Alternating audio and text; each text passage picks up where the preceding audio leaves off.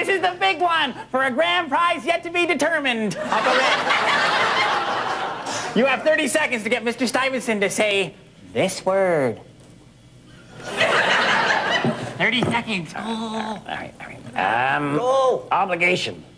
Mother. Appointment. Proctologist. When you tell somebody you'll be there, that's a... Lie. All right. When you care about something, it's because you've made a... Bet. You give your girlfriend an engagement ring, you're making a... Mistake.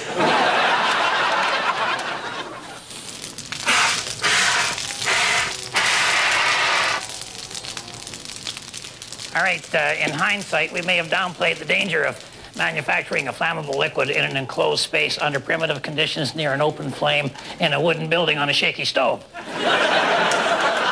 But the fire's out now, and I think the initial explosion did not do too much structural damage.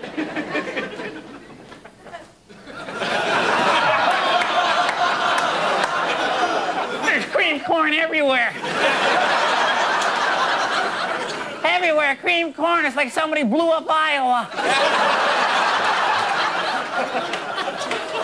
It's okay, Harold. The fire's out now. That car's still burning. Yeah, but I think it landed far enough away from the lodge that we'll just let nature take its course there. What are the other guys doing? Well, they're still in the kitchen licking corn off the cupboards. Well, I'm sorry, but you're gonna have to forget about distilling your washer fluid stuff. You know, I mean, the still's completely destroyed, and I'm telling you, I quit. You're gonna have to swallow your pride and go buy your washer fluid down at Humphrey's Everything store. I know, Harold. Real men don't swallow their pride, we just fake it. I don't know what we're gonna do. All we got left is the empty bottles.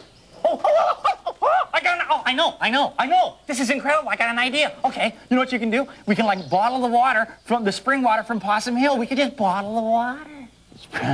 Spring water. Yeah. People are going to buy spring water, Harold.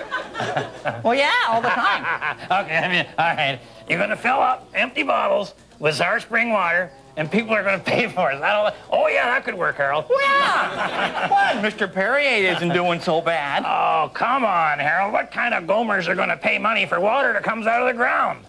City people. Oh, well. Oh, yeah. All right. All right.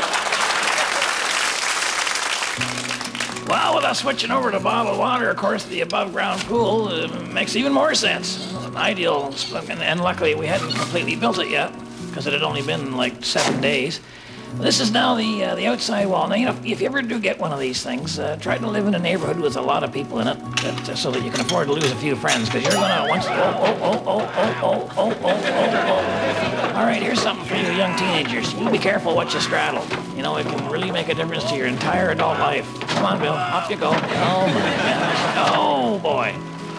Now that we're awake, now we got to put this as the pool liner on here. So imagine making a bed with this guy. I never have. Anyway, we got her all on there and got a little handyman secret weapon snuck into the project. Where is he? What? Oh, how'd they do that? Well, just tunnel out, Bill, like they did in The Great Escape. Or just stay there. It might make an interesting design in the bottom of the pool to have a guy lying under. Oh, all right. Come on. Oh, man. What did he have for breakfast? Anyway, this is the pump, and boy, it's a small unit, but the amount of air it's made to pump water, and we didn't have water. The air was just unbelievable coming out of that thing, and I thought Bill was going to do one of those tricks where he makes animals out of it. And okay, now what's down the water? Now here, now this is a problem. Okay, goodbye, see ya. Adios. Bill tries to stay and make it work, and then suddenly realizes, Bill, let's not, no, Bill, it's like one of them popcorn makers, isn't it? Yeah. Now Bill runs and then unfortunately trips, and the ladder kind of has a spring effect, and he lands. Then Bill gets the idea to push a hole through. Everybody out of the pool. Away you go. Oh my gosh. Oh. And what have we got here? Well, it's just another day at the lodge. Two guys wasting time and money, rolling around on the ground, being goofy, and ending up wrapped in plastic. Man.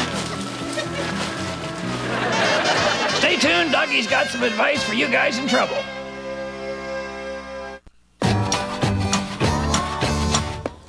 Well, that Dalton Humphreys takes the cake. Try to do something good for local commerce. Where does it get you? Well, if you want to do something good for local commerce, why don't you try settling your bills? This is not about paying bills, Harold. I'm trying to start an industry here. I took a bunch of Possum spring water down there to see if they could sell it, and first thing you know, they say, well, it's got to be tested first, you know? Turns out it's got so many minerals in it, the icicles point north. So nobody wants it? Well, actually, the Center for Disease Control in Atlanta ordered a couple of cases. Well, then I guess the moral for today is, if you want washer fluid, buy it. I think you got off easy, considering there's only one explosion, one kitchen fire, and that car's still burning. Looks like an oil fire in Kuwait. I can't worry about that, Harold. I'm stuck with 2,000 bottles of nothing in them. Well, that's not true. No. Technically, like, there's air in them. Well, that's almost nothing, I guess. No. That's a great idea. It's not just any air. It's the air of Possum Hills. We can start a trend here, Harold. Possum air? Oh, yeah. This is the perfect yuppie product, Harold. Think about it. Fat-free, cholesterol-free, sugar-free, salt-free, no additives, no calories, no nothing. We'll call it Possum Light. Now, she had that chat with you about how she always gets stuck doing all the housework. Yeah, and you told her you'd help a little more around the house, didn't you? You said you'd pick up after yourself a lot more. Remember saying that? Now, she's calling you into the bedroom. And it's not for what you hope it is. Down at her feet is a humongous pile of your used underwear. F-U-E. Now, don't try saying something stupid like, oh, that's where they are. I've been looking all over for them. You got to be clever and turn the tables around on her. Look down and go, those aren't mine. Have you been seeing someone? No. I think you got to dwell on the positive. You got to say to her, hey, listen, honey, storing used underwear in the bottom of the closet is good for the environment because you use less laundry detergent. A good one. And bring up the point, too. At least you're not leaving it around the kitchen anymore. Welcome to the expert portion of the show. And this week's experts are my Uncle Red and his good friend, Mr. Dalton Humphrey.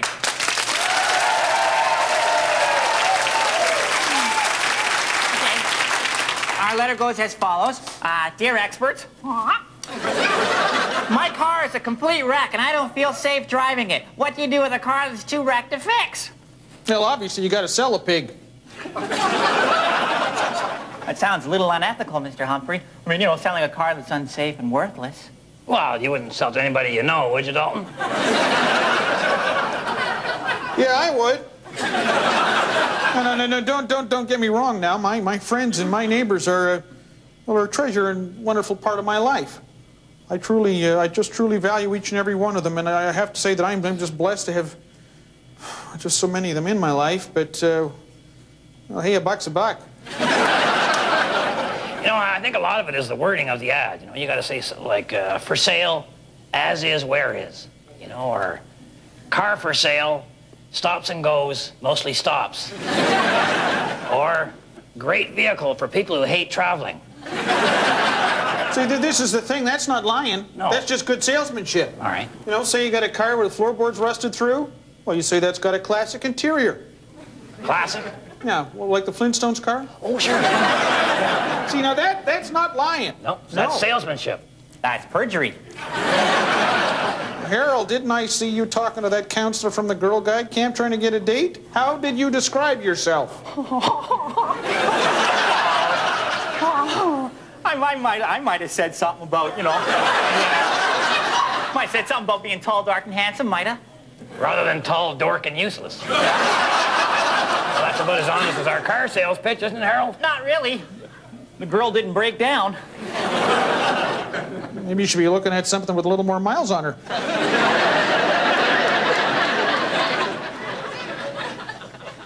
Man, I thought we were really onto something, Harold. Shows you what I know about those yuppies in Los Angeles. Los Angeles? Your hair was turned down by Los Angeles? Yeah, they say it smells funny. I think we made a mistake in putting that dead possum on the label. Well, you could have rinsed the bottles out first. Doesn't matter now, Harold. I took all the empty bottles back to Dalton. I got enough money to buy 12 gallons of windshield wiper fluid, so this winter I will not be squinting through the stains. I'm going to be letting her fly anytime I feel like it. There's a life lesson for you, Harold. Well, what's that? Not to make a still out of a Russian car or bottled possum water or canned air during the height of manure season when all you really want is washer fluid? No. The lesson is, when you get to my age, you should be able to let a little squirt go anytime you feel like it.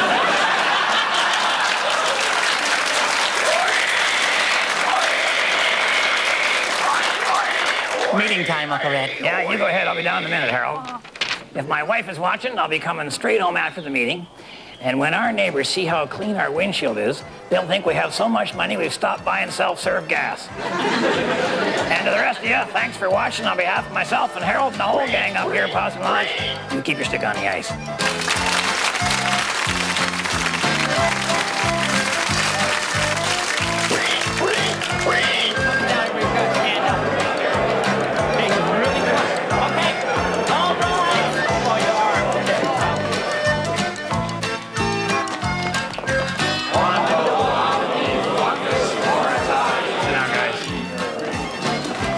I suppose we should begin by reading the minutes of last week.